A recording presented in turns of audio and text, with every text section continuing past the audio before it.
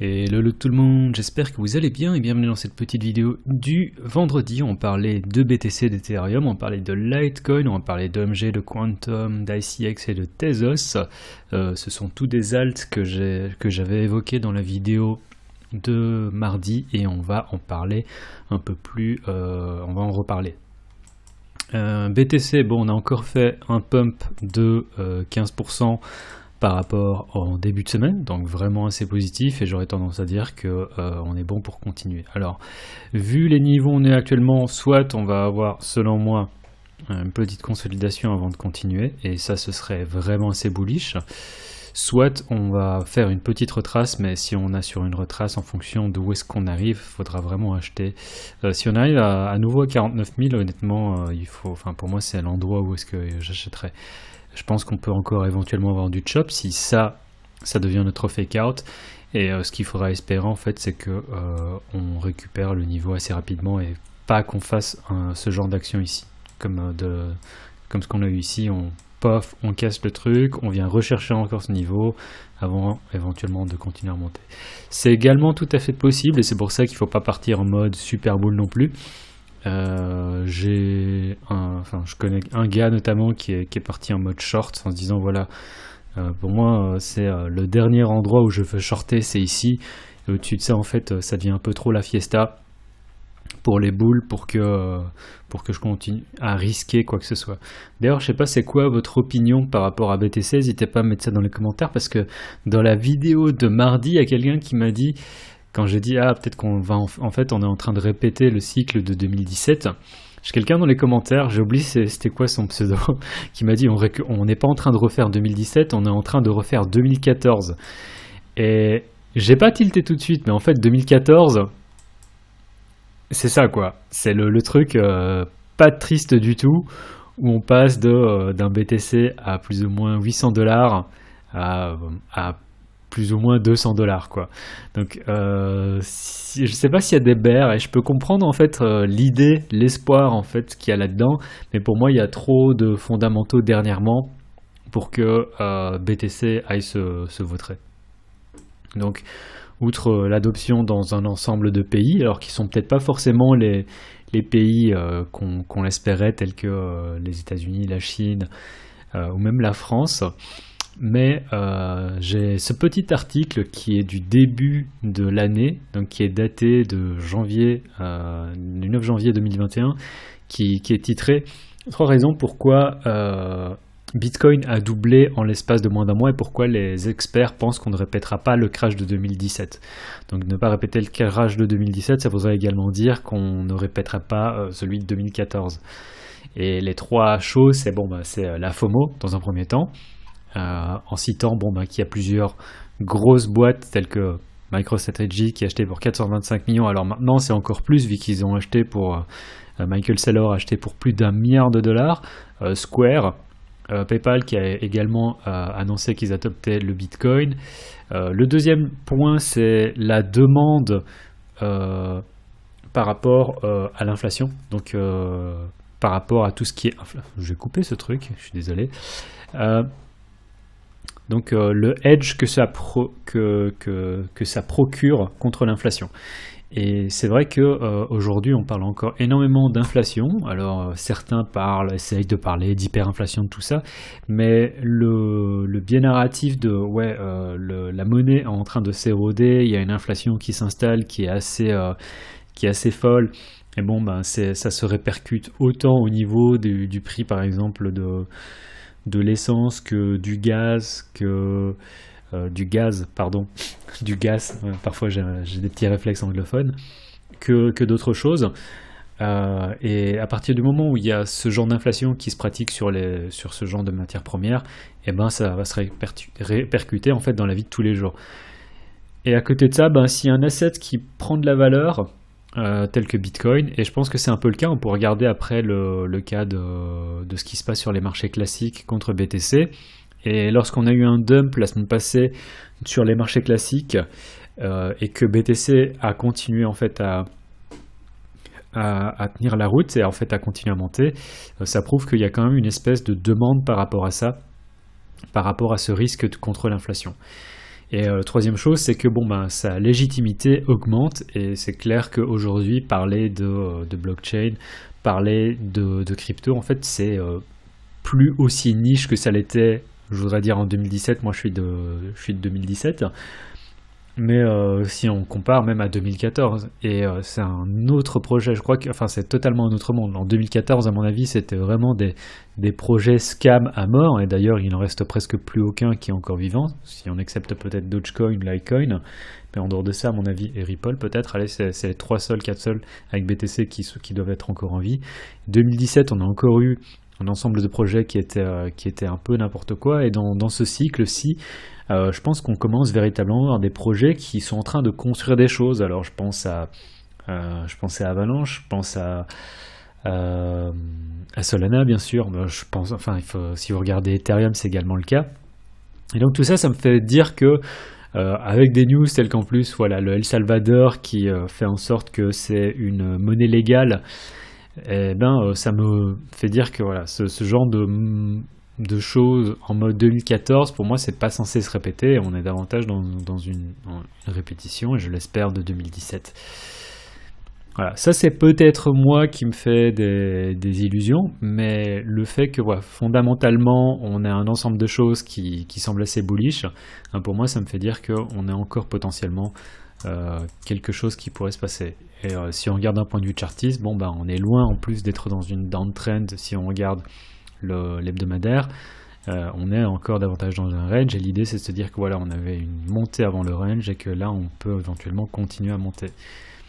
Donc fondamentalement il y a ça, techniquement il y a des choses qui sont positives, et si on regarde le mensuel, je sais pas d'un point de vue mensuel c'est quand la dernière fois qu'on a eu ce genre de réaction après un gros dump.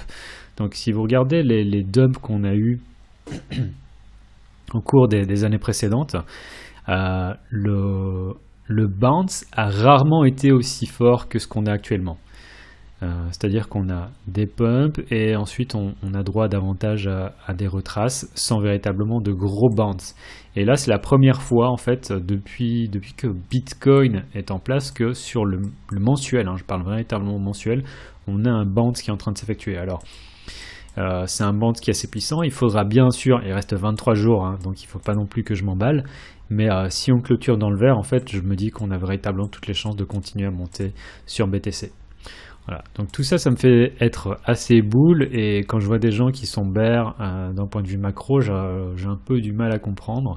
Et si vous êtes macro en mode bear, je pense que c'est davantage que vous espérez en fait qu'on ait une espèce de gros dump vers à nouveau les 20 000, voire peut-être plus bas, pour pouvoir acheter du BTC, parce que vous avez loupé le train ici, et que vous n'avez peut-être pas acheté ici. Donc à mon avis, derrière le biais bear, il y a aussi pas mal de cope, de gens qui sont en mode j'ai pas pu acheter, j'ai pas acheté, et qui s'en mordent les doigts maintenant. Et c'est pour ça qu'à partir du moment où on va continuer à monter de plus en plus, tous les gens qui ont raté le train, à mon avis, ils vont se dire c'est pas grave, il va falloir bien que je rentre un moment, et c'est ça qui va pousser les prix encore davantage. Je pense aussi que pour le moment, la demande d'un point de vue retail, elle est assez limitée, et que tout ce qui se passe au niveau des prix en ce moment, c'est davantage vraiment drivé par les institutionnels. Il y a différentes données qui faudrait que je retrouve le lien. Je vais essayer de le retrouver pour la semaine prochaine, mais je me souviens avoir vu un lien. Alors c'est très difficile d'analyser ce genre de choses, parce que ça disait que en gros ceux qui utilisaient le plus le BTC, c'était qui? C'était les retail et les institutionnels, et puis il y avait une comparaison entre Bitcoin, Ethereum et les altcoins. Et c'est clair que ce qui est le plus utilisé en fait de la part des gros institutionnels, c'est BTC. De la part des fonds et des institutionnels de moyenne taille, apparemment c'est Ethereum, et je pense qu'ils sont véritablement très très portés dans tout ce qui est écosystème DeFi. Et puis du côté retail, c'est davantage BTC et altcoin. Et je me souviens que dans le chart, seuls les altcoins étaient vraiment utilisés par beaucoup de retail. ce qui pour moi n'est pas forcément un bon signe pour les altcoins. Mais bref, revenons sur le chart de notre cher sponsor PrimeXBT. N'hésitez pas à checker le lien qu'il y a dans la description. Le code LCG vous donne droit à 50% et vous avez la possibilité de trader autant les marchés crypto que marché traditionnel et le Forex sur PrimeXBT.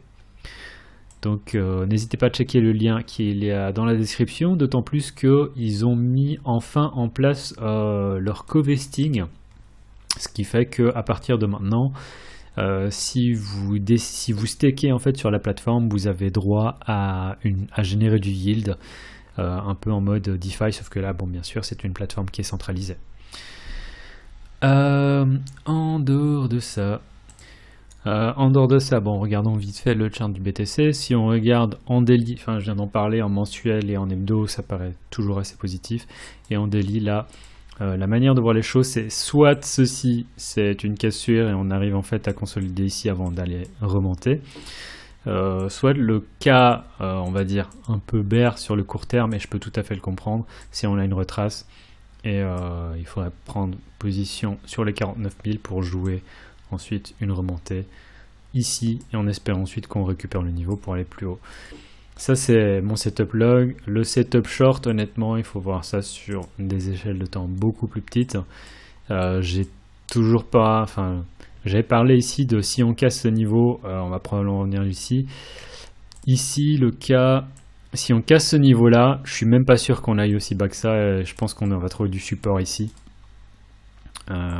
Mais dans tous les cas, pour prendre un long d'une manière plus sécurisée, plus sécurisante, c'est si on vient ici, j'attendrai de récupérer le niveau pour prendre un long en se disant voilà, on est récupéré le niveau et je veux viser plus haut là-dessus.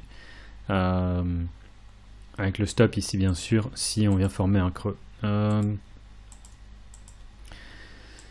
En dehors de ça, j'ai pas grand chose à dire. Un BTC pour moi, ça reste très positif. Il y a plusieurs scénarios dans lesquels on peut faire des retraces plus ou moins profondes, mais je reste globalement bull d'un point de vue macro. Alors à côté de ça, Ethereum contre BTC, je suis assez curieux de voir. Alors là c'est le mensuel, ça reste très positif. Je suis très curieux de voir comment est-ce qu'on va clôturer la semaine, dans le sens où si on clôture la semaine, on va regarder ça en daily d'abord. J'avais donné plusieurs, enfin j'avais dit, je crois, c'était peut-être dans la vidéo de lundi, mardi, j'avais dit voilà, ici c'est éventuellement la zone où vous voulez acheter et vous avez un stop qui est bien défini par rapport à un setup de trading. Alors le setup de trading n'a pas fonctionné et c'est pas grave. Pour rappel, moi je suis pas quelqu'un qui a raison à 100% à chaque fois. Ici je me suis trompé, je le dis. Et là maintenant, mon setup c'est si on récupère le niveau ici, j'aurais tendance à dire que surtout ce niveau là, ici on peut voir cette petite consolidation pendant 4 jours, si on récupère ça ici au-dessus, j'aurais tendance à me dire qu'on peut récupérer ça ici.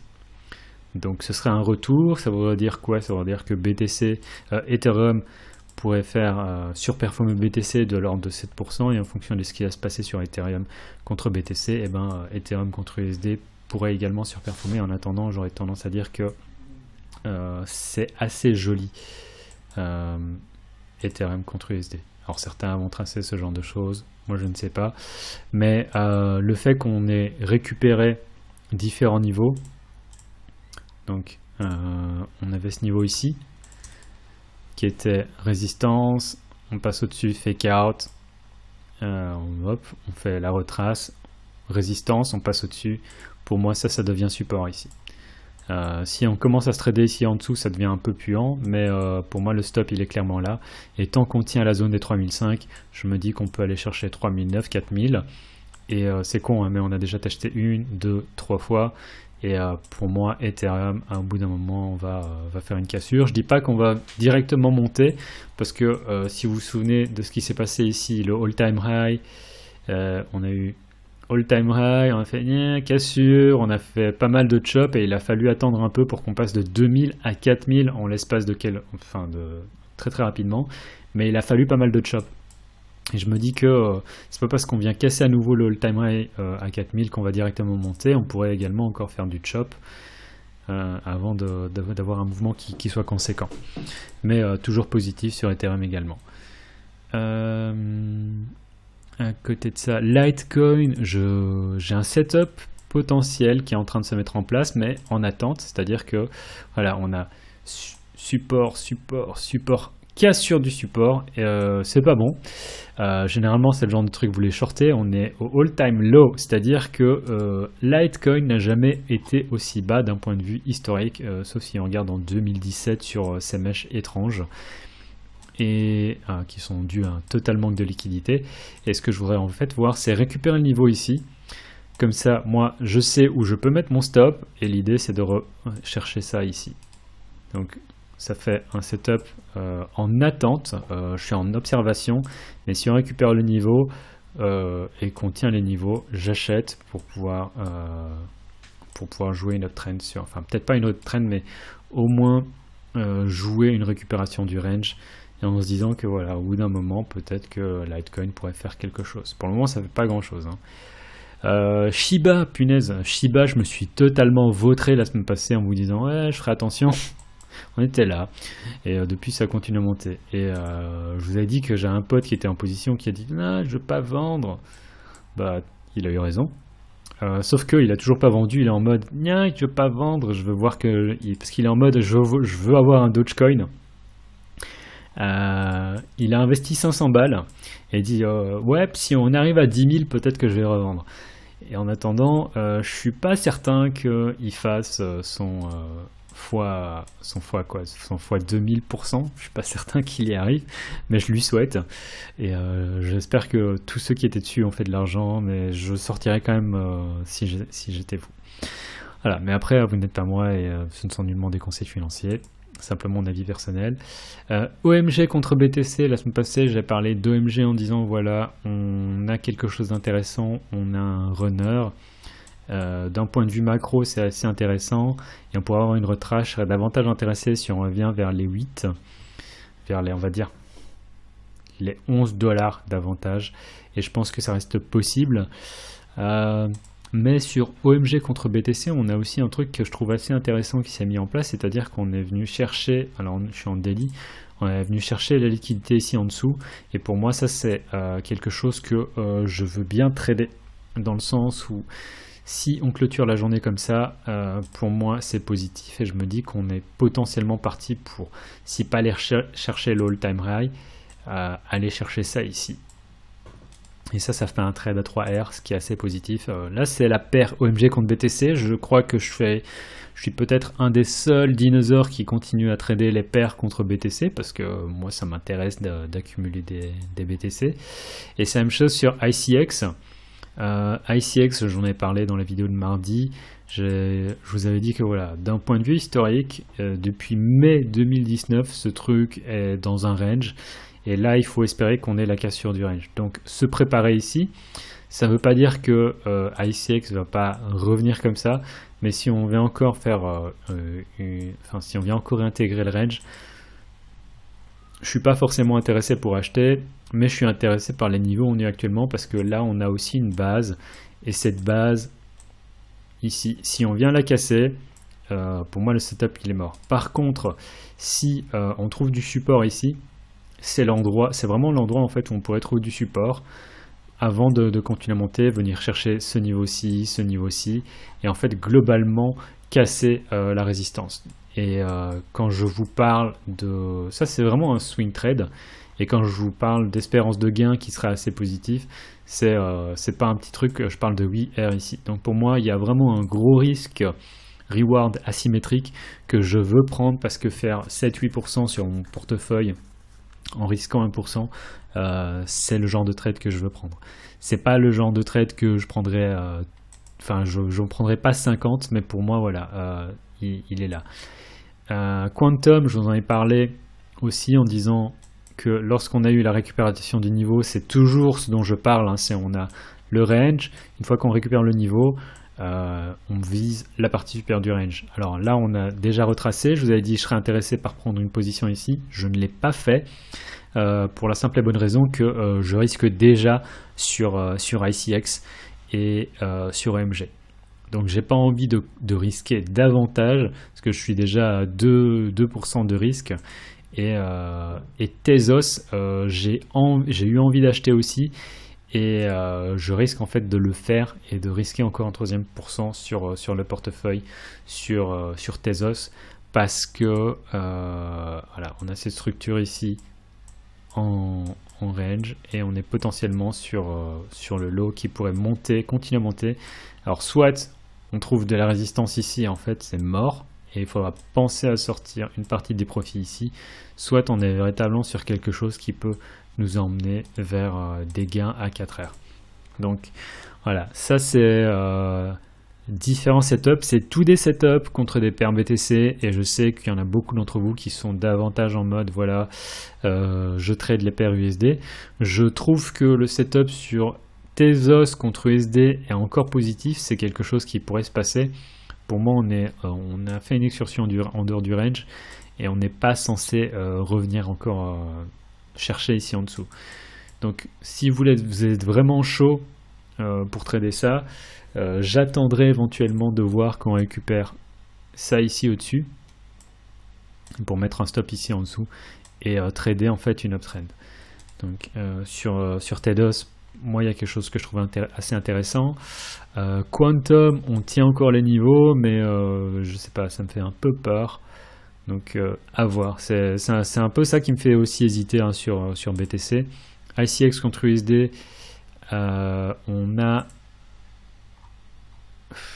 soit c'est un launchpad, soit on a une cassure ici. Donc soit on part très très vite, très très bientôt comme ça, soit on va partir en sucette. Et à partir de ce moment-là, je pense que mon trade sera mort également. OMG, je suis pas chaud pour acheter ici non plus. De toute façon, je suis davantage dans mon trade contre BTC. Et si BTC fait une retrace à partir des niveaux où on est actuellement, c'est ce que j'avais expliqué en fait avec mon pote qui est en short en disant voilà, c'est la dernière zone de short pour lui. D'autant plus que lui il a shorté sur la mèche, hein, donc il a vraiment bien fait ça proprement, il est déjà en profit et il est prêt à couper. Mais pour moi, je pense pas qu'on vienne beaucoup plus bas, mais si on a une retrace, qu'on vient faire encore un peu de chop, en fait ça pourrait justement laisser de la place aux alt pour surperformer BTC. Donc ouais, ça c'est assez sympa aussi ce qui est en train de se passer, donc c'est pas impossible qu'ici on ait un low sur XTZ. Voilà, c'était tout pour la vidéo d'aujourd'hui, c'était un peu long, mais j'espère que vous avez quand même apprécié le contenu. C'était grave, n'hésitez pas à mettre un pouce en l'air, s'il y a des choses que vous voulez que je regarde, des alts ou autres, n'hésitez pas à mettre ça dans les commentaires. N'hésitez pas à me dire aussi si vous êtes bull ou bear, parce que moi ça m'intéresse fortement d'avoir une espèce d'opinion populaire, même si c'est une opinion dans un groupe assez réduit. Allez, c'était tout pour la vidéo d'aujourd'hui, c'était grave, tchuss.